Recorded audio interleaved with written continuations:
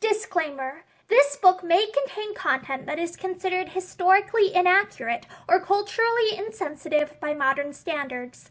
My hope is that by exploring old literature, we will better understand why people of the past thought the way that they did and understand the influences that shape their culture. This video is not intended for young audiences. Hi! I'm Morgan, and today I'm going to read you a story from Myths from Many Lands. And this is from, I believe, a collection or series of books called The Children's Hour. This is the second book in that collection, and this was published by Houghton Mifflin Co. in 1907. And today I'm going to read to you one of the myths of Japan called The Elves and Their Envious Neighbor by A.B. Mitford.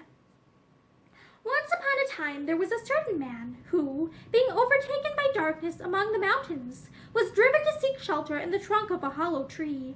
In the middle of the night, a large company of elves assembled at the place, and the man, peeking out from his hiding place, was frightened out of his wits. After a while, however, the elves began to feast and drink wine, and to amuse themselves by singing and dancing, until at last the man, caught by the infection of the fun, forgot all about his fright, and crept out of his hollow tree to join in the revels. When the day was about to dawn, the elves said to the man, "You're a very jolly companion, and must come out and have a dance with us again. You must make us a promise and keep it." So the elves, thinking to bind the man over to return, took a large wen that grew on his forehead and kept it in pawn. Upon this they all left the place and went home. The man walked off to his own house in high glee at having passed a jovial night, and got rid of his wen into the bargain. So he told the story to all his friends, who congratulated him warmly on being cured of his wen.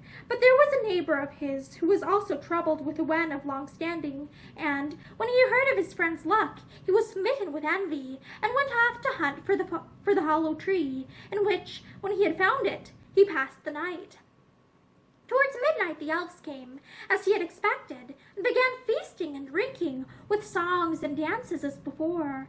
As soon as he saw this, he came out of his hollow tree, and began dancing and singing as his neighbor had done. The elves, mistaking him for their former boon companion, were delighted to see him, and said, "You're a good fellow to recollect your promise, and we'll give you back your pledge." So one of the elves, pulling the pond wen out of his pocket, stuck it onto the man's forehead, on the top of the other wen which he already had. So the envious neighbor went home weeping, with 2 wens instead of 1.